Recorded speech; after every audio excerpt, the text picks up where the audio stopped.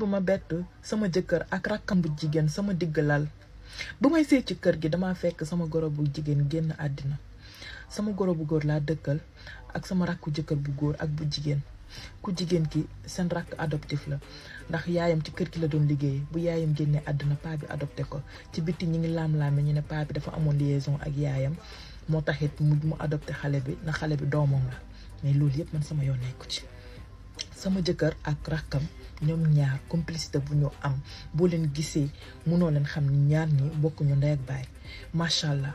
ma nekk ci kër gi mu may jàppale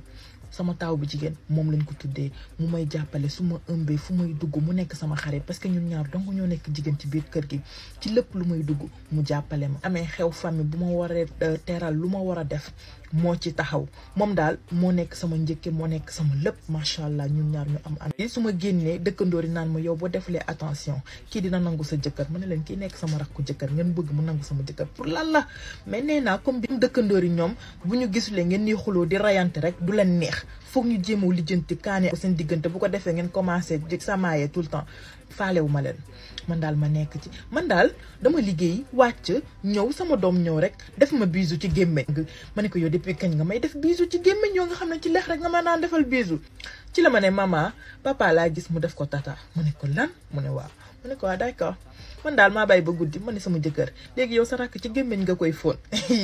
yow fóonatoo ko léegi ci lex ci gémmeñ mu ne ko kañ laa def loolu mu ne ko ah sa doom dee ma ko wax mu ne ko non non nag ci lex laa ko fóon tamit ay bàyyi si caaxaan yi ma def affaire yi ay caaxaan ay kaf mais sama cerveau bi ak la nit ñi waxoon mu commencé nag di mijoter parce que ak lien bi ma gis seen diggante ñoom ñaar comme sœur bi du yàgg a góor ku mu nekkal rek lendemain 1 mois 2 mois bayante nag yow sama jëkkër même buñ ko invité ay soirée danaan sama jëkkër gunge ko ndax sama jëkkër jàppale ko et tout affaire yo di def ay affaire mais man fiiruma ci man nee naa raxam la kon am na droit gunge ko am nañu droit am complicité bi en plus que man ak moom nu ñu mel lu ma am rek man ak moom la ñoo koy partagé ma ne xëy na du ma def lii mais nag sama bopp bi commencé mijoter ci laa wooyee sama meilleure amie ma ne ko man de lii moo nekk sama bopp sama jëkkër ak sama belle-sœur bi commencé naa ci dutewu sama meilleure amie bi mu ne ma yow dalal sa xel te nga bàyyi sa xel mi ngi foowee bul déglu nit ñi et tout ak sa doom ji la mu wax noonu ay waxu xale la ma ne ko ah kon baax na léegi man vu que sama bopp bi mi ngi may man ma décidé def caméra sama néeg parce que sama belle-sœur bi moom du nangu seetaan télé ci salle bu mag bi ci sama salle rek lay seetaan ndax nee na xale dañoo bëri bu léegi sama salle lay ñëw te sama jëkkër guddi day liggéey journée bi day nekk di nelaw ci néeg bi léegi loolu yëpp commencé di ma tourmenter te man matin bi damay liggéey yi ma ne xaaral parce que commencé naa daal mijoter installé caméra sama néeg affaire yi di dem ba ma man daal fàttee naa sax mbirum caméra bi ci néeg bi ak bisu bi fàttee naa ko ndax ay weer la affaire yi tege daal benn bés rek ma génne sama caméra bi di xool rek te vidéo bi récent ñu bàyyi affaire ma bàyyi ba ma fàttee carrément ñu nekk ci man daal maa gis vidéo boo xam ne sama jëkkër yéeg ci rakkam pare ci rakk ji yéegaat ci kawam ñoom ñaar ñu la koy joxanteel vidéo bi comme film laa doon seetaan man daal commencé di yuuxu tuut traumatisé carrément ma daw ci sama meilleure amie bi ma jooy ba sonn mu consolé ma mu ne ma lii nan ngay def li nga wax sa jëkkër danga ko doon espionné wala nan nga war a def Tima Aïssa lii a tax ma contacté la nan laa war a def instant bi nii damay jooy rek mu ne ma lan nga am ma ne ko damaa feebar sama xel neew sama liggéeykaay nii sama liggéeykaay na rek laa koy wax ba tey waxuma ko dëgg bi sama belle-sœur bi mi ngi may consolé di kii mais moom it tamit xamut la maa ngi jéem a def semblant mais semblant bi mënatuma ko parce que souvent damay yuuxu ci kawam def ay affaire xaw ma nan laa war a def Tima Aïssa li tax ma contacté la soxla ay conseil parce que sama jëkkër bëgg naa ko wax li ma gis maag moom juróomi doom lañu am suñu taaw bu jigéen bi belle-sœuram lañ ko tuddee jeexal naa sama biir fan lay dem ma divorce wala ma toog wala ma wax ko dëgg bi wala ma ne ko mu jël distance ak rakkam nan laa war a def jàppale leen ko jox leen ko ay conseil ndax moom it ci crevette yi la bokk situation bi doy na war a def mu wax jëkkër ji dëgg wala nu mu war a def mu divorce wala mu des ci sëy bi ndax fu mu ne ni mi ngi am juróomi doom ci biir sëy bi nan la war a def situation bi ñu régler ko mais crevette jox leen ko ay conseil yow tamit boo amee sa histoire n'hésite pas nga ñëw Instagram wax ma sa histoire ñu mottalante fii kër la boo xamante ne dañu mottalante donc moo ñu tax a jóg bisous mes crevettes je vous adore. ànd ak sama ex di ko yendoo di ko fanaanoo di ko tëddee di ko nelaw lépp lu may def sama ex mi ngi sama wet te sama jëkkër nee na sama ex bu continuer di nekk sama wet daf may fase te sama jëkkër nee na ñaar dërëm moom du ci dugg pour dëddale ma ak sama ex mu nekk lu metti lu may dund bi ma nekkee xale dama am sama copain boo xam ne ñaar ñu génn bu nekkee xale nekk ay ado bu ñu màgg ñu décidé nag dañuy sëy sama copain bi bu ma ne ma daf may tàkk que le lendemain ma dem def tatouage boo xam ne turam laa ci bind man ak moom ñu sëy bu ñu sëyee mariage bi mu neex lool wante sama copain bi yaayam musul bëgg suñu relation ñu nekk ci noonu bu ñu duggee suñu deuxième année de mariage coow li bëri lool mu ñu commencé am ay problème yu dul jeex ñu décidé divorce ci jàmm noonu la ñu divorcé wante man tatouage baa ngi ci man tatouage bi nag turam moo ci nekk man ak sama cousin ñu gisante bëggante commencé di génn sama cousin décidé daf may tàkk wante sama cousin musul remarqué ne tatouage bu nekk ci man sama turu ex moo ci nekk musu ko remarqué ba ñu sëy suñu guddi noos la sama jëkkër découvrir ni sama turu ex moo nekk ci sama yaram mu nekk lu ko décevoir trop parce que musu koo seetlu mu nekk lu ko metti lool mën naa ne depuis jour boobu ba tey aw ma ba neexu sëy chaque jour daf ma koy rappelé naa ko génnee sama yaram te mu ñaar dërëm du ci jaar sinon dina ma may sama baat fu mu nekk ni dama jaxle te man liggéeyuma yoruma xaalis lam may jox da koy natt xool ba xam mën naa ci génne tatouage bi ou pas man nag aw ma beneen solution ndax xaalis xaw ma nan lay def pour dindi tatouage bi ma jaxle complètement Tima Aïcha ma soxla say conseil soxla say avis xam nan lay def ci situation bi ma toll jaxle na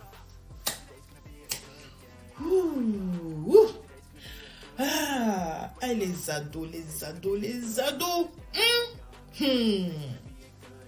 mbëggeelu indo comme niñ ko waxee jamono jooju mbëggeelu indo lañ wax mbëggeelu indo bëgg nit ki ba dem jël tuuram ñaf ko sa yaram princesse li nga def kaala je sais pas man de maa ngi def ay tatouage sama yaram mais jamais ma jël nom de qui que ce soit pour def ko sama yaram non je vais pas te blâmer xamoon naa danga ko bëgg mbëggeel mooy tax moo lay aveugle di nga def lu nekk pour la personne te requin yi jaruñoo defal dara de mar de taal li ma lay conseil mooy utal solution xoolal fi nga nekk xamoo nag ban dëkk nga nekk mais utal solution nan ngay def pour dindi tatouage bi soit nga def tatouage plus ci kaw genre nga def benn cœur wala def benn fleur ci kaw loolu mu nekk benn tatouage jéemal xool lan ngay jaay jéemal xool lan nga mën a def benn petit business xam nga def ko am ci xaalis parce que nee na mënu koo xool c'est vrai dafa métti ci xol danga koy jël ci yow rek nga jàkkaarloog sa jëkkër ngay def ak sa jëkkër nga nekk ak moom ci kaw lal bi ngay gis tuuru exam ci dënn beeg ton c'est pas facile tu vois ce que je veux dire donc te en plus que mi ngi lay menacer tout ça donc voilà man duma ne la nga divorce te yaa ngi jóge ci divorce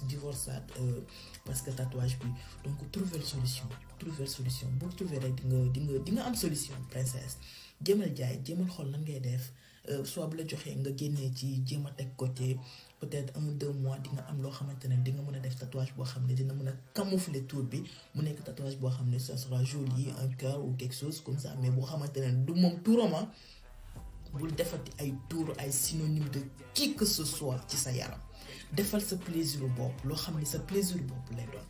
Microbet ñoo leen ci commentaire yi ñu jox ko seen conseil jox ko seen avis mu jëpp ci gën yow it tamit boo amee sa histoire n'hésite pas ñëwal Insta lien bi ñëw sama bio surtout sama barre d'info mais avant de partager sa histoire da ngay abonné like vidéo bi nga mettre ko en favori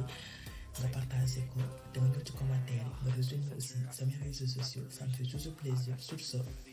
plein bisous Microbet. mag bu góor moo yàq sama àddina def ma caga def ma jabaram ba may am 6 ans sama yaay génn àddina ñu jël ma dénk ma sama tante mu sonal ma toroxal ma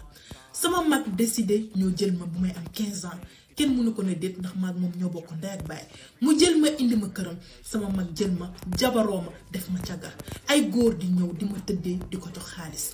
ma nekk ci cirque boobu 19 ans ma dund fa lu metti sama mag ñemewuma ko tellement que traumatisme bu ma teg daf may dóor duma ko sañ a xool ci bët àddina ba ma teg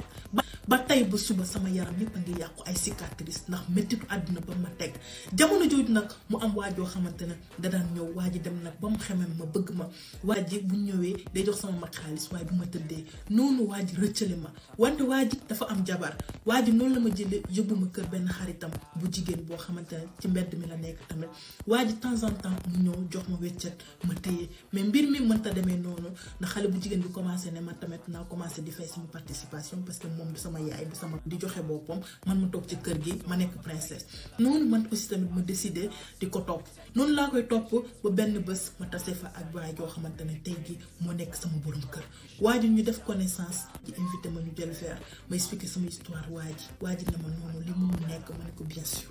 ma wax ko li ma dund waa ji ne ma noonu lii foog ñu dem police ma ne ko ñemewumaa dem police sama mag fu mu nekk ni moom nu ma koy rëccee à vie lay ut wante pour dem police jàkkaarloo ak moom mënu ma ko noonu waa ji jàppale ma waa ji nag mu bëgg ma waa ji def tout mu takk ma waa ji ba ma takkee mu indi ma ci wetam maa ngi nii Italie yor naa 3 doom tey gii dama am courage partager sama histoire sama mag bu góor ba tey ba suba tegguma ko bët xaw ma fu mu nekk ci kaw suuf sama tante aussi pareil mais yenn saa yi daf may indi traumatisme boo xamante ne ni jéggi na dayoo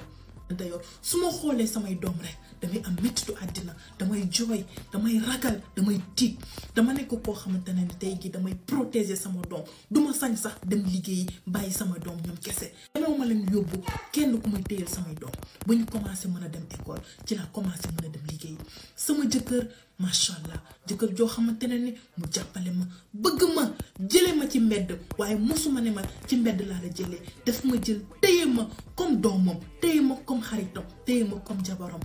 ci ma Aïcha ma gisee story time ma partagé la sama histoire pour sensibiliser képp koo xam ne yaa ngi dund li bul ragal bul tiit génnal nga wax même bu dee ci koñ bi nga nekk génnal nga wax wala nga dem police ndax man lii ma dal lii ma dund budul tey ji waajooju nga xamante ne ni moo doon ñëw di ma tëddee ba génnee ma ci sëpp bi ba tey maa ngi ci ndax ragal gi ma ragal sama mag duma ko ñeme xool ci bët tellement que traumatisme ba ma teg ba tey ba suba maa ngi am ay cicatrices ci sama yaram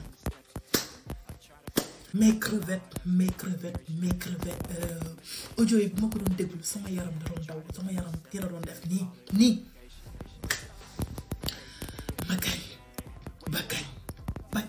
ba kañ sama xol dafa fees su fekk parce que dafa metti sa rakk mais est-ce que j'arrive pas mais putain en fait benn deret yéen a bokk ndey yéen a bokk baay seen yaay mu jóge fii sa rakk mu war a nekk sa yaay boobu mu nekk jigéen mu war a fait ça m'a fait hyper mal ma belle courage xoolal tey fi nga nekk moom xamoo sax fu mu nekk ba xam moo ngi leer na ma ni moom ci cirque boobu tey gii mu ngi dund ko kii même propre doomam sax mën na ko teg lii yàlla ngi lay tàccul macha allah defar nga sa famille yaa ngi am 3 doom dundal sa dund fàttee ko li ma lay wax metti na torop nag pour génne loo xam ne moo nekk le passé c'est très dur mais comme avancé nga ba yegg fii continuer avancer mais maa ngi lay remercier ni nga génne ni nga waxee pour sensibiliser nit ñi képp koo xam ne yaa ngi dund lu mel nii génnal yàlla dogal na ni tey réseaux sociaux yaa ngi fii tey gi maltraitance am na maltraitance yoo xamante ne ni nee naa warta mënta nekk au fait warul mën a nekk ci jamono ji ñu toll képp kuy dund violence viol muy sa papa muy sa mag muy sa tonton maa ngi ñëw nag am na fu may ñëw foo xamante ne ni fu garaaw leer na ma ne lii loolu duma leen ko may weekend bi lundi bi laa leen koy may ñu continuer di ci wax ba fin de semaine oui papa yi ñoo gën a garaaw ñoo gën a dangereux yow saraka ngeen bokk ndey bokk baay nga violé ko yàq àddinam tey jii bu dul waa jooju noonu ba tey mi ngi ci sa cirque waaye yàllaa ko jàppale yàlla génnee ko ci mes crevettes ñëw leen ci commentaire yi képp koo xamante ne mës nga dund violence bu mel nii muy sa tonton muy sa mag muy sa rakk ak ku mu mënta doon buñ la lambaatoo teg la loxo génnal nga wax mbéj ko boo ko sañee mais bul toog naan dama ragal damay tas famille wax non génnal nga wax parce que lii en fait c'est trop dafa bëri ba kañ man ça me blesse, ça me fait hyper mal de dafa metti viol moo nekk loo xamante ne mun ma ko supporter boo bëggee joxe sa bopp nag joxel sa bopp sama bopp maa ko moom su ma amee envie jox ko nit danga ko jox gratuit mais nga violer ma fekk ni bëgguma ça c'est très dur nga jabaroo ko di ko tëddee pare ci loolu ay góor ñu ñëw ngay encaisser xaalis di joxe sa rakk c'est grave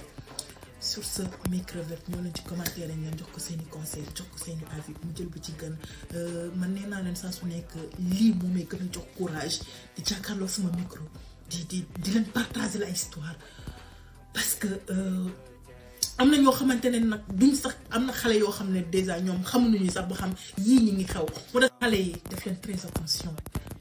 attention képp koo xamante ne yaa ngi dund maltraitance génnal nga wax boo sañul wax man maa ngi fii sa crevette dinaa partager sa histoire boo amee sa histoire nga xam ne loo xamante ne moo ngi leen métti te sañoo jàkkaarloog sa caméra bi pour partager ko ñëwal fekk ma Instagram dinaa la partager sa histoire sama lien bi mi ngi sama bio. Sur ce mes crevettes plein de bisous ñëw leen ci commentaire yi ñu gën koo yaatal mais am naa bu gën a xesaw bi nee naa bii xeeñ na waaye am naa bu ko gën a xeeñ loolu lundi laa leen koy may ko defee ñu traité ko ba fin de semaine souvent histoire yi daf may mbéy.